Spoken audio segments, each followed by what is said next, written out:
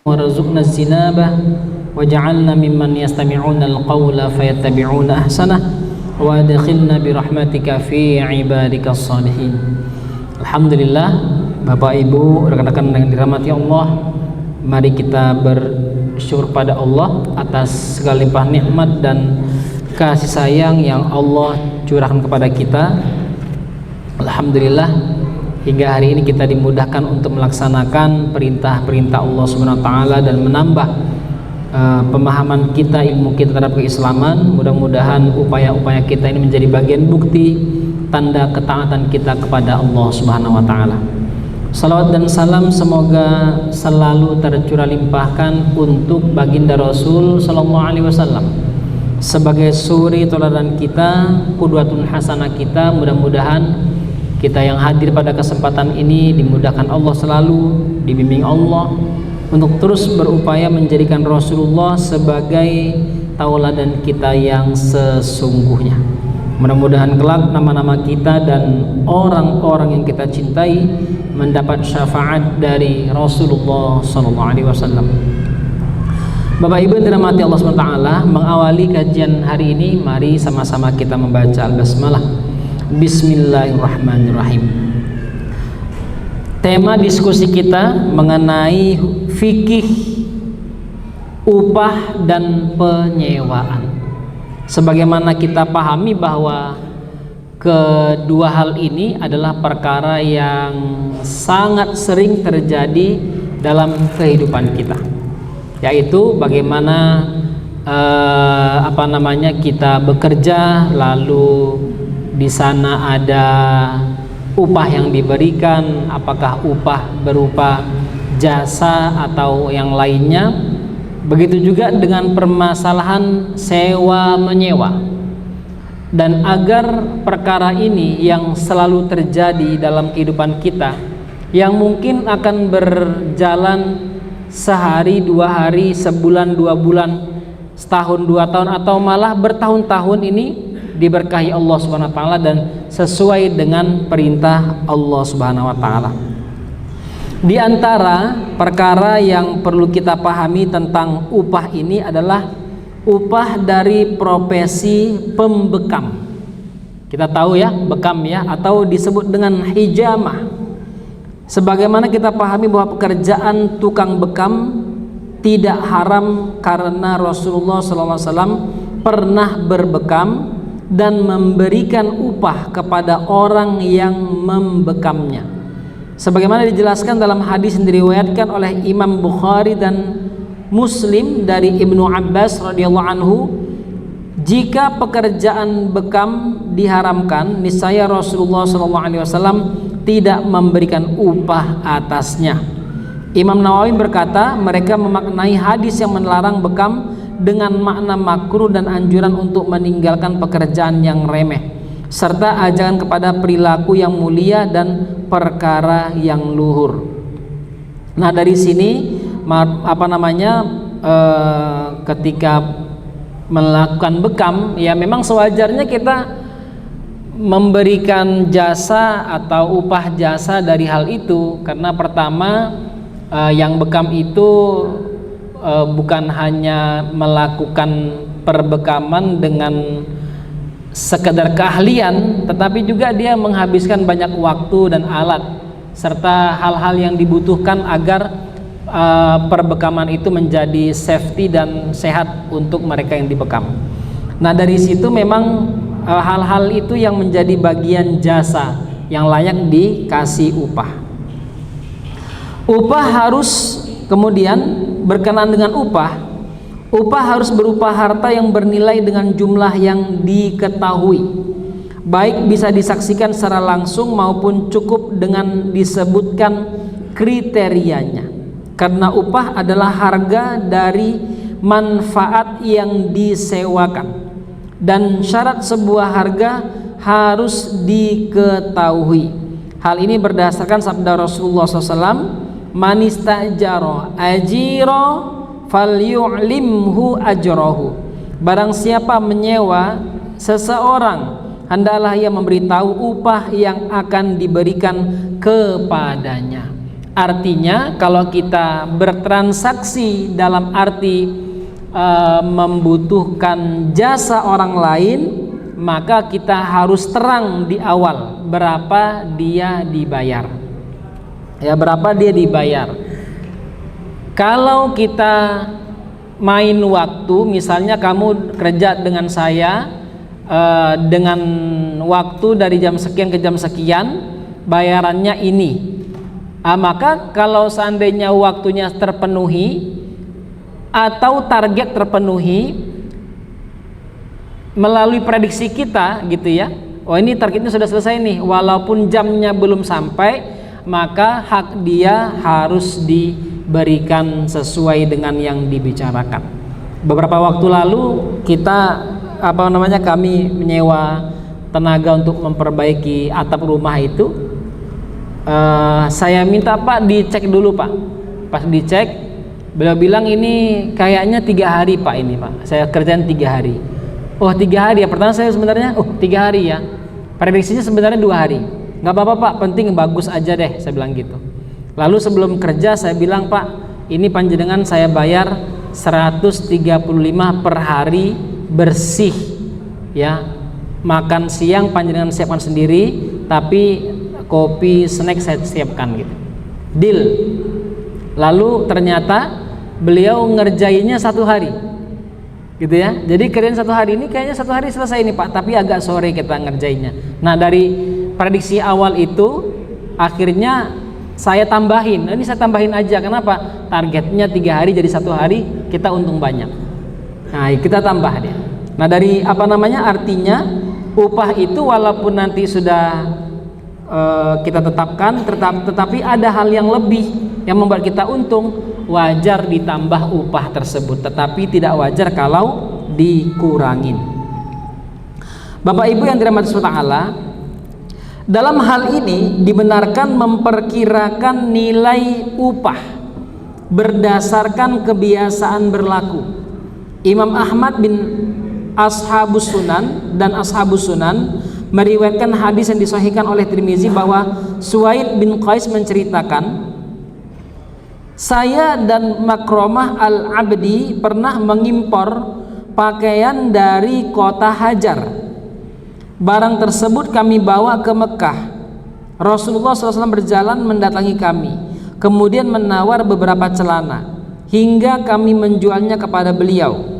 Ketika itu di sebelahku terdapat orang tukang timbang dengan upah, artinya jasa timbang.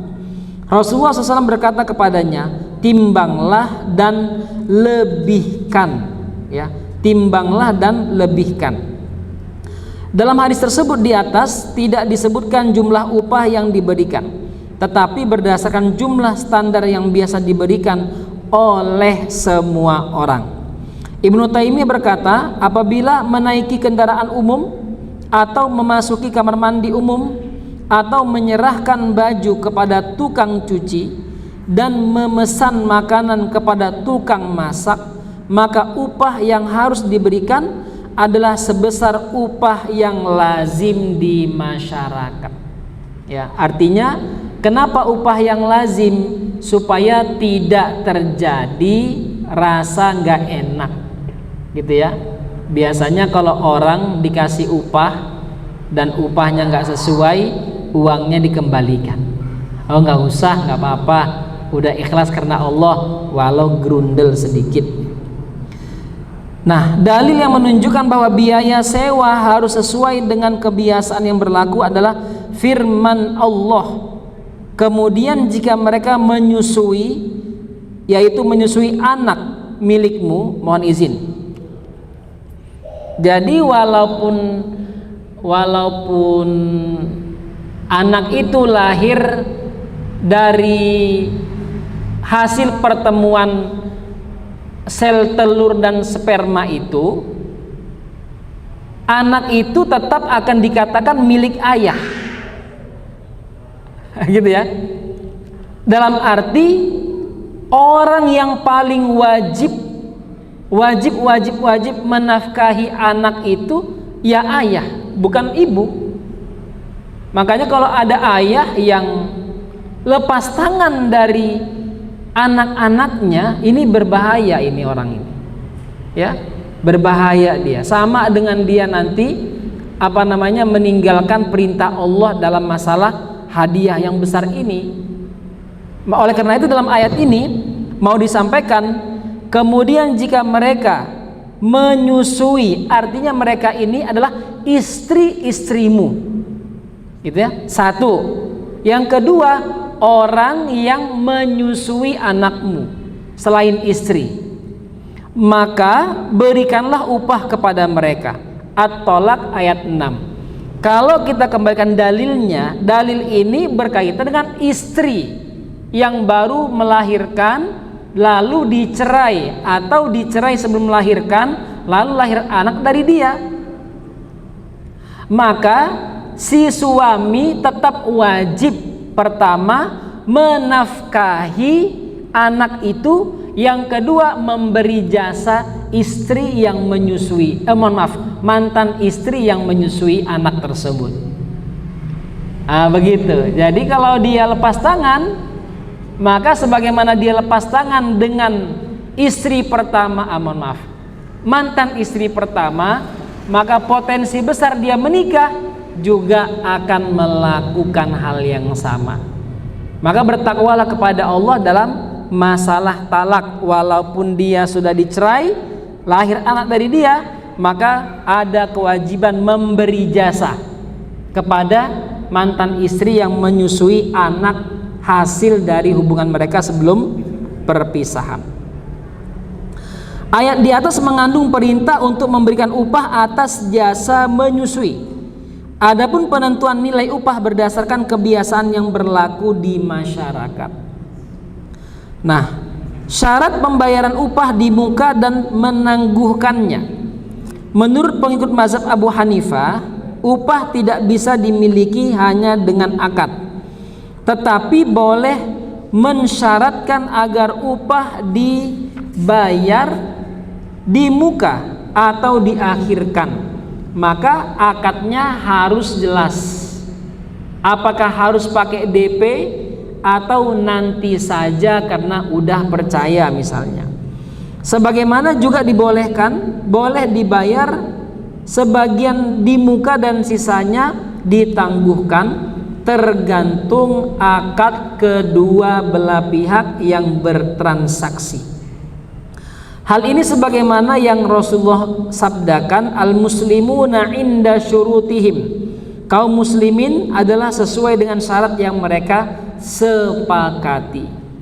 Apabila tidak terjadi kesepakatan untuk mempercepat atau mengakhirkan pemberian upah, dan sekiranya upah dikaitkan dengan waktu tertentu, maka upah harus dibayarkan pada saat jatuh tempo. Misalnya seorang menyewakan rumah selama 1 bulan, maka biaya sewa wajib dibayarkan setelah masa 1 bulan berakhir. Ya, dia harus bayar. Apabila upah terkait dengan sebuah pekerjaan, maka upah wajib dibayarkan setelah pekerjaan rampung. Karena Rasulullah SAW mengingatkan kita, mereka yang mempekerjakan orang diingatkan oleh Rasulullah SAW, bayarlah upah atas pekerjaan sebelum keringat mereka kering. Ya, sebelum keringat mereka kering. Maka jangan pernah menunda-nunda pemberian upah. Apabila akad sewa secara mutlak tanpa disyaratkan penerimaan upah atau penangguhannya, maka Abu Hanifah dan Malik berpendapat bahwa upah wajib dibayarkan sebagian sesuai dengan manfaat yang telah didapatkan.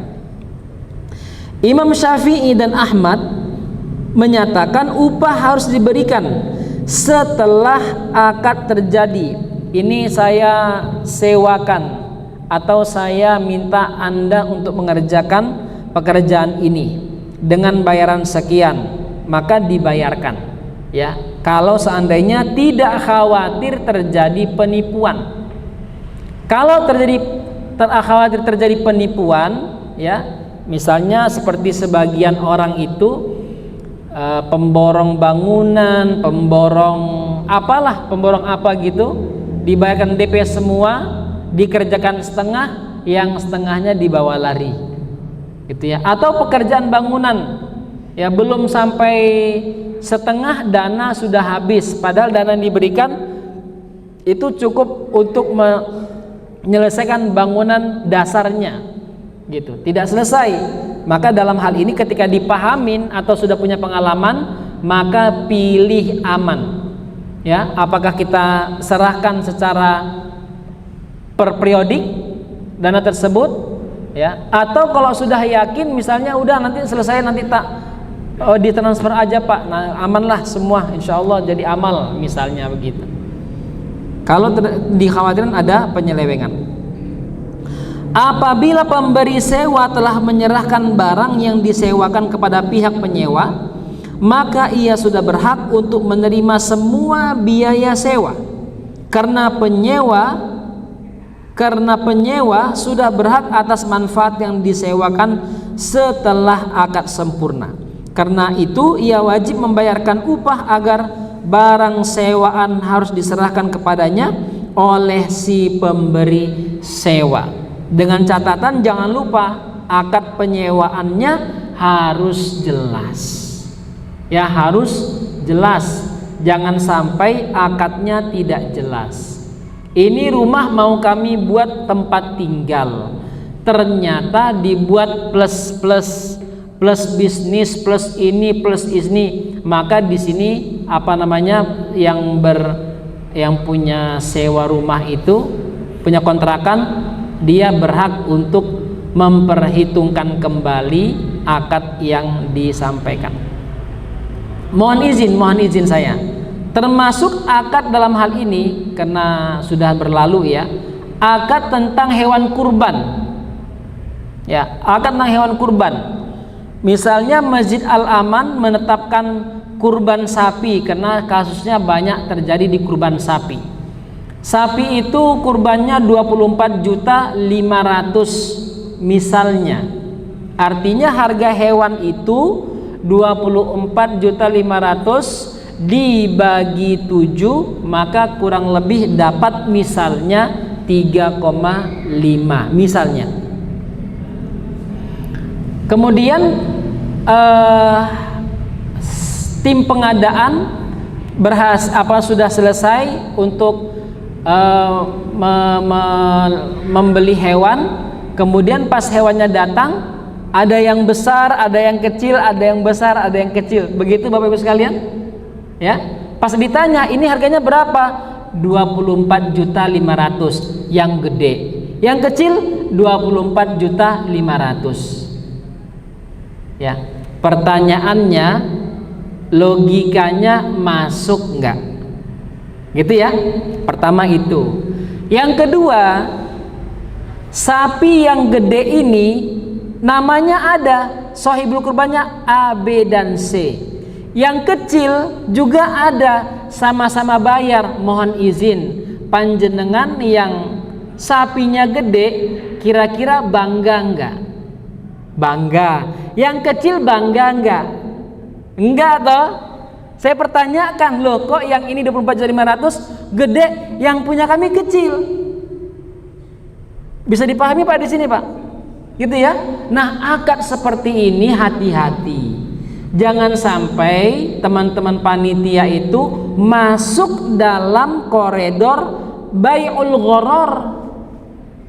Apa itu? Akad yang mengandung penipuan. Kenapa? Logikanya nggak masuk akal, ya. Kalau saya kasih contoh supaya mudah, ada 2 galon susu, yang satu 5 liter, yang satu 4 liter. Harganya 10.000. Yang 5 10.000, yang 4 10.000. Pertanyaannya, orang sehat milih yang banyak atau yang kecil? Sama-sama harganya sama, ya saya pilih yang besar dong. Kan begitu. Artinya logika ini yang dijaga oleh akad. Akad itu nggak boleh berbohong, dan logika manusia dilindungi dengan akad tersebut. Artinya ketika terjadi perbedaan harga, maka panitia akan harus mengatakan yang ini harganya 26, yang ini harganya 24,5. Artinya yang 26 nambah sekian, itu artinya. Nggak boleh disamakan. Gitu. Karena walaupun kita bilang misalnya akad kolektif, akadnya kolektif semuanya, tetap hati yang bersangkutan tidak bisa dibohongi. Kok ini yang besar, kok ini saya kecil. Nah, di sini yang pentingnya akad itu, Bapak Ibu sekalian.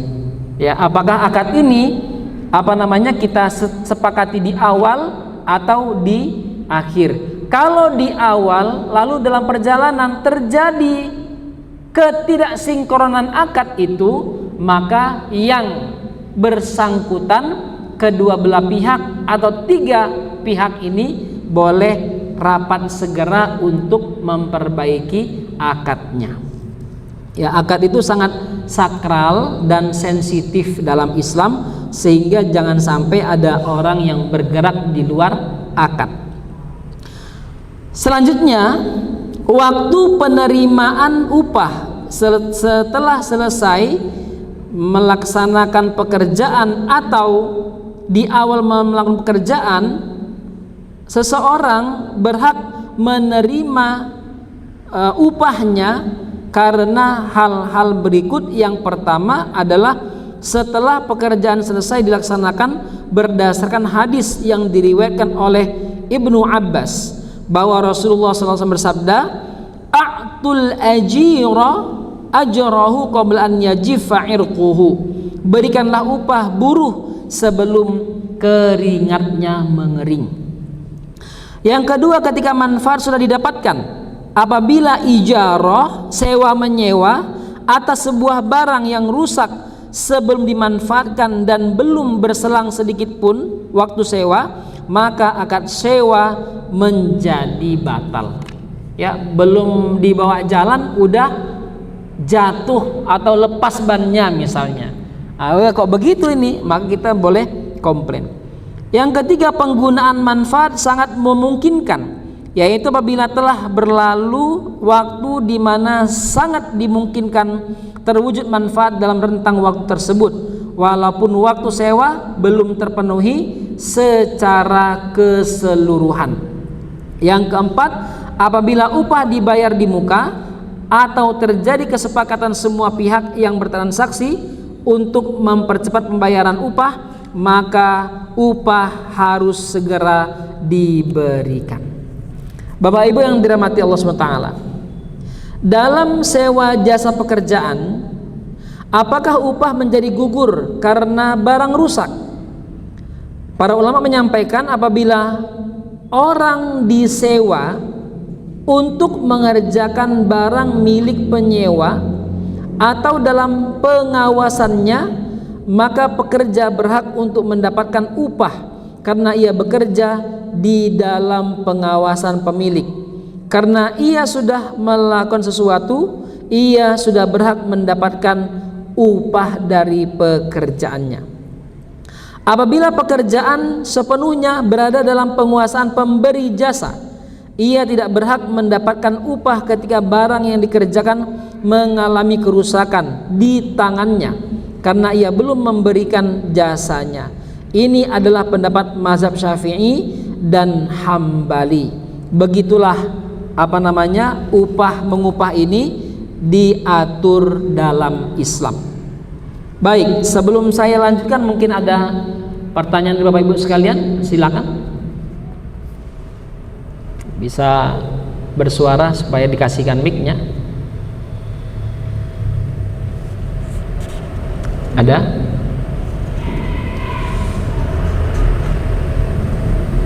Ibu-ibu ada? Oh ya, silakan. Mau dikasih mic-nya? Ada? Nih. Tadi. Ya, saya pakai yang punya imam tadi mana? Itu ibu yang di sana.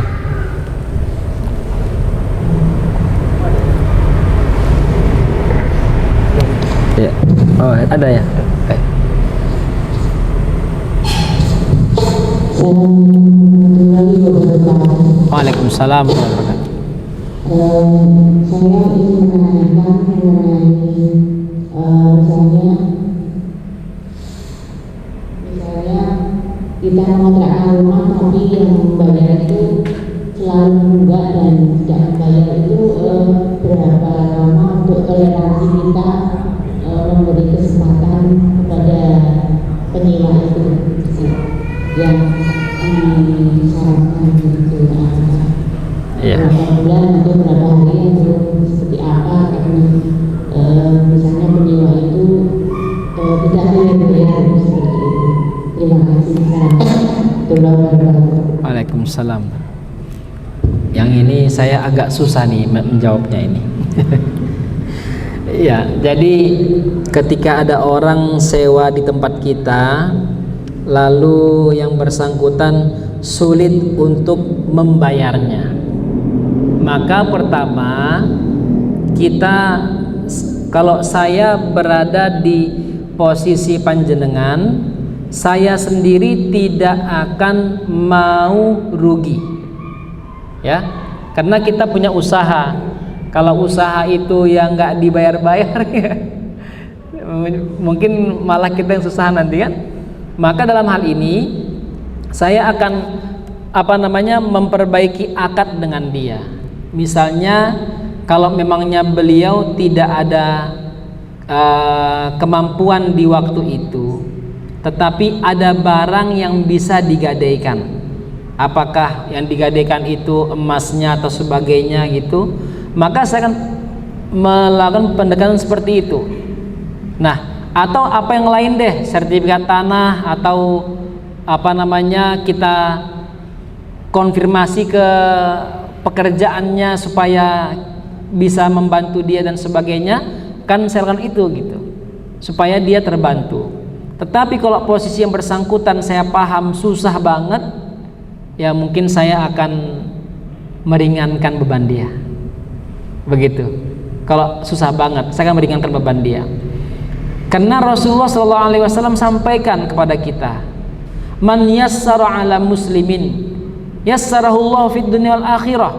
Barang siapa meringankan beban hambanya, hamba Allah, maka Allah akan meringankan bebannya fid dunya wal akhirah.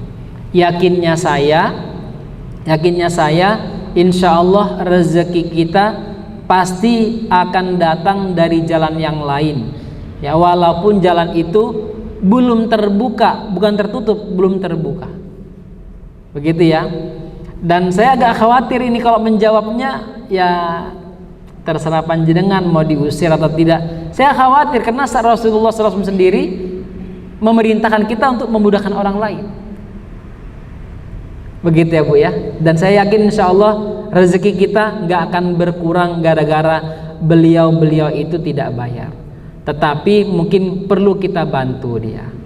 Misalnya, udah deh, panjenengan kan susah bayar, oke, tak kasih pekerjaan untuk membayarnya. Gitu. Apa itu pekerjaannya? Pokoknya selama panjenengan tidak bayar kontrakan ini, panjenengan yang wajib membersihkan area ini semua, misalnya begitu. Jadi kita tukar upah kontrak itu dengan jasa dia bekerja. Kita cari solusi terhadap permasalahan orang lain, insya Allah Allah akan berikan solusi untuk kita. Begitu ya Bunda ya. Yang lain silakan, monggo. Baik, kalau tidak ada saya lanjut. Ada? Baik, saya lanjut. Sekarang kita spesifik pada jasa tertentu. Di antaranya adalah upah jasa menyusui, ya, upah jasa menyusui. Seorang suami tidak boleh menyewa istrinya untuk menyusui anaknya sendiri, ya. Saya ulangin ya. Seorang suami tidak boleh menyewa istrinya untuk menyusui anaknya sendiri. Tetapi kalau dia udah talak, udah pisah, artinya bukan istri, maka dia harus dibayar. Kalau dia istri nggak boleh, ini dek upah nyusui nggak boleh, gitu ya. Dan itu nanti tanda-tanda itu. Oh ini saya kasih upah mau cerai, ya hati-hati. Karena hal itu merupakan kewajibannya di hadapan Allah Subhanahu wa Ta'ala. Adapun menyewa perempuan lain untuk menyusui anak, hal itu diperbolehkan dengan nilai upah yang telah ditentukan. Juga boleh dengan upah berupa makanan dan minuman untuknya. Misalnya nggak pakai uang, kita pakai sembako, misalnya begitu. Nilai upah yang tidak diketahui dalam hal ini tidak boleh menyebabkan perseteruan, tetapi kebiasaan yang berlaku diselesaikan dengan asas toleransi terhadap wanita yang menyusui sebagai bentuk kasih sayang kepada anak yang sedang disusuinya. Maka kalau kita misalnya mau anak itu disusui dengan kualitas susu yang bagus, ya support kita dengan ibu sui itu juga harus bagus juga. Jangan sampai kita pengennya bagus, ya jasanya dibayar rendah. Itu. Kenapa? Karena kualitas susu itu dipengaruhi dengan konsumsi yang makan oleh beliau itu. Saya ingat sekali, mohon izin, ingat sekali dulu beberapa kali ketika pasca melahirkan, istri saya tiba-tiba pengen makanan yang pedas. Ya, pengen makanan pedas, makanlah dia makanan yang pedas. Ternyata anaknya mencret-mencret, gitu ya. Maka harus hati-hati.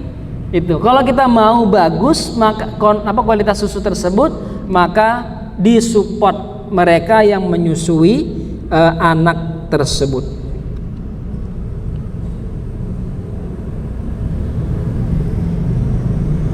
Kemudian juga diketahui anak, disyaratkan agar waktu menyusui diketahui.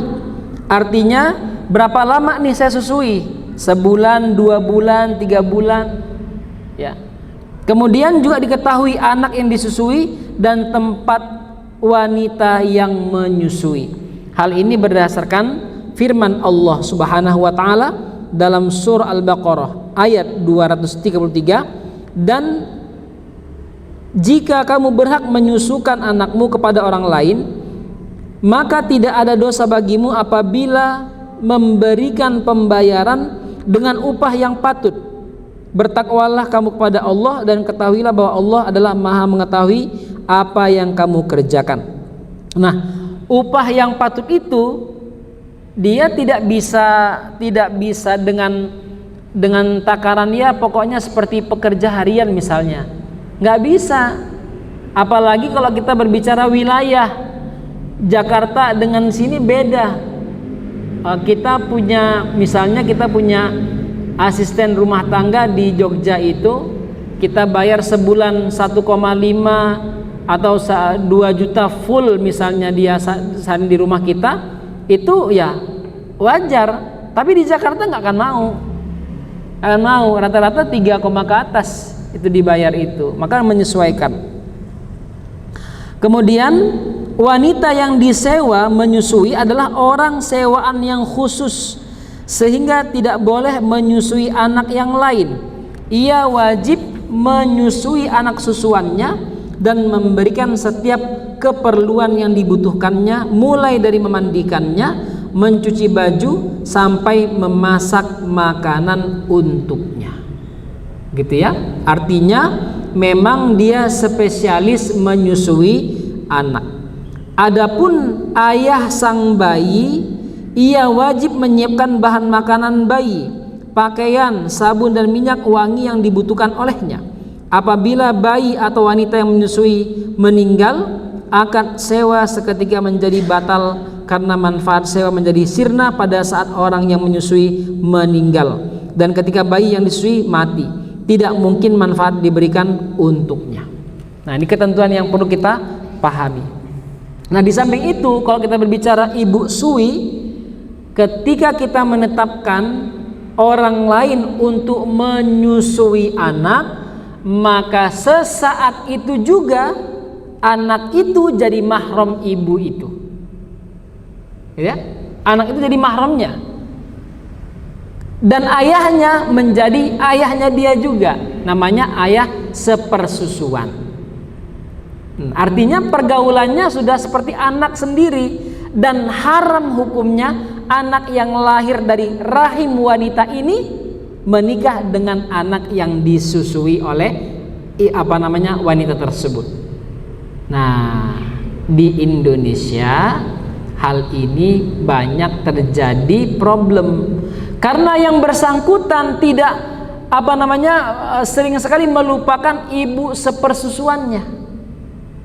Apakah yang melupakan itu orang tua si bayi, atau orang tua si bayi tidak pernah menceritakan itu orang tua susumu itu, gak diceritakan, akhirnya ketemu dewasa anak sama anak menikah, na'udzubillah min dzalik. Inilah yang dikhawatirkan, lahir anak-anak yang problem karena mereka berasal dari air susu yang sama.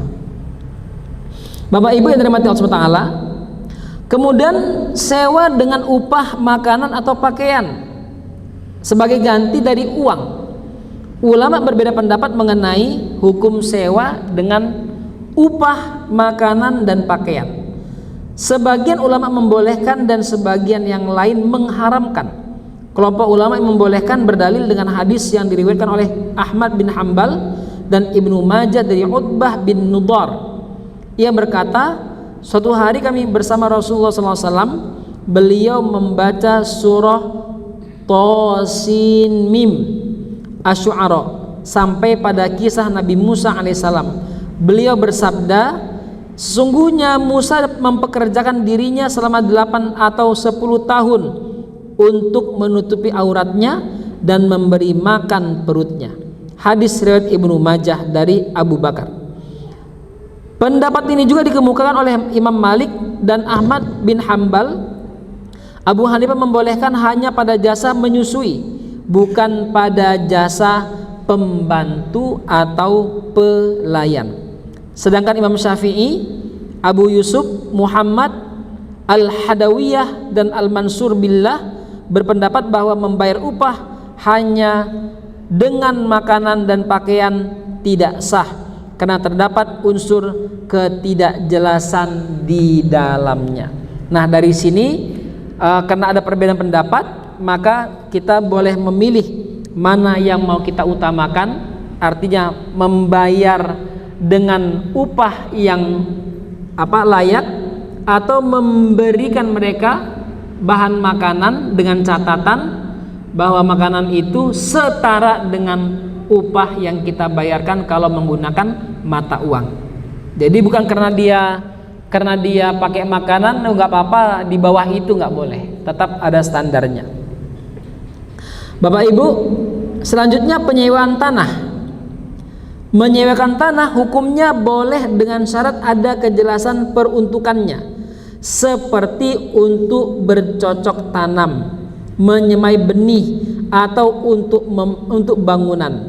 Artinya ketika kita tentukan, maka harus menyesuaikan dengan apa yang diakadkan di awal. Misalnya ada yang mau bercocok tanam, pemilik tanah berhak mengatakan bercocok tanam apa Pak? Apakah kelapa? Apakah ubi? Apakah ini dan itu? Jangan sampai ambigu ini, bercocok tanam ternyata bercocok tanam ganja misalnya. Nggak boleh gitu ya, karena kita berbicara perkara yang jelas, maka jangan sampai disalahgunakan. Apabila tanah disewakan untuk pertanian, maka harus dijelaskan jenis tanam yang akan ditanam, kecuali jika orang yang menyewakan mengizinkan untuk ditanami apa saja. Kalau seandainya kalimat apa saja itu diartikan perkara yang lumrah, maka sah ditanam apa saja yang lumrah. Artinya kalau tidak lumrah, maka kita boleh mempermasalahkan akad yang sedang dilakukan. Apabila syarat tersebut tidak dipenuhi, maka ijarah atau persewaan dinyatakan rusak atau tidak sah karena manfaat tanah bermacam-macam, tergantung jenis bangunan dan tanaman yang ada di atasnya, sebagaimana berbeda-beda pendapat penangguhan masa penanaman. Penyewa berhak untuk menanam jenis tanaman yang berbeda dengan yang disepakati, dengan syarat akibat yang ditimbulkan sama atau sedikit berkurang dari jenis tanaman yang disepakati. Ketika ada orang yang bercocok tanam lalu membuat kandungan tanah rusak, maka yang pemilik tanah berhak untuk mempermasalahkannya. Kenapa? Karena Anda mengatakan mau bercocok tanam ini, yang saya paham tanaman ini tidak akan membuat tanah rusak. Ternyata Anda bercocok tanam yang lain, membuat tanah yang kami miliki rusak, maka dia boleh untuk mempermasalahkannya. Atau misalnya yang bersangkutan berakad untuk membuat kolam di sana, di atas tanah, yang bersangkutan malah mengeruk tanah itu sehingga membuat tanahnya menjadi problem, maka yang bersangkutan pemilik tanah boleh membatalkan atau mempermasalahkan akad yang sedang berjalan. Terakhir Bapak Ibu sekalian, saya sampaikan terakhir tentang penyewaan binatang. Menyewakan binatang diperbolehkan dengan syarat dijelaskan waktu dan tempat penggunaannya. Juga disyaratkan agar bentuk penggunaannya dijelaskan, apakah untuk mengangkut barang atau ditunggangi, dan harus disebutkan barang yang akan diangkut serta orang yang akan menungganginya. Apabila binatang yang disewakan mati karena cacat yang diderita sebelumnya, maka ijarahnya menjadi batal, sewanya batal, uangnya dikembalikan. Gitu ya. Kenapa? Karena sakit sebelum dimanfaatkan. Apabila hewan mati bukan karena cacat, maka ijarah tidak batal, tetapi orang yang menyewakan harus menggantinya dengan hewan yang lain tanpa harus membatalkan akad sewa. Setelah kuda diambil, qadarullah, hanya beberapa saat lemas mati kudanya. Yang bersangkutan datang, Pak, kok ini kudanya mati ya Pak ya? Belum saya kami apa-apain. Oh, tak ganti. Tak ganti, maka diganti, bukan dibatalkan. Yang bersangkutan atau pemilik kuda tidak boleh mempermasalahkan kepada penyewa selama memang matinya mati yang wajar. Sebab akad sewa terjadi atas manfaat yang menjadi tanggungan pemberi sewa. Dalam hal ini dia mampu untuk memberikan manfaat tersebut. Ini yang disepakati oleh semua imam mazhab yang 4. Kalau kita berbicara pengembangannya sekarang, termasuk Bapak Ibu yang misalnya ngerental mobil dan sebagainya, baru sampai depan rumah mau jalan mati mobilnya, gitu ya, maka yang pemilik mobil nggak usah, udah batal aja, nggak, tetapi ganti dengan mobil yang lain yang lebih yang lebih baik. Nah, penyayang binatang ini juga nanti bisa berimbas pada apakah nanti binatangnya ular, binatangnya kucing, anjing dan sebagainya, itu juga dibolehkan. Bapak Ibu yang dirahmati Allah, demikian dulu untuk hari ini yang dapat saya sampaikan. Semoga bisa menjadi ibrah dan pelajaran kepada kita semua, dan mudah-mudahan bisa membentuk untuk kita semua tijarah atau bisnis yang lebih baik dan berpahala di sisi Allah Subhanahu wa taala. Kurang lebihnya mohon maaf. Mari kita sempurnakan kajian pada malam hari ini dengan membaca alhamdulillah dan doa kepada majelis. Alhamdulillahalamin, subhanakallahumma bihamdika asyhadu an la ilaha illa anta astaghfiruka wa atubu ilaik. Wal afu minkum, wassalamualaikum warahmatullahi wabarakatuh.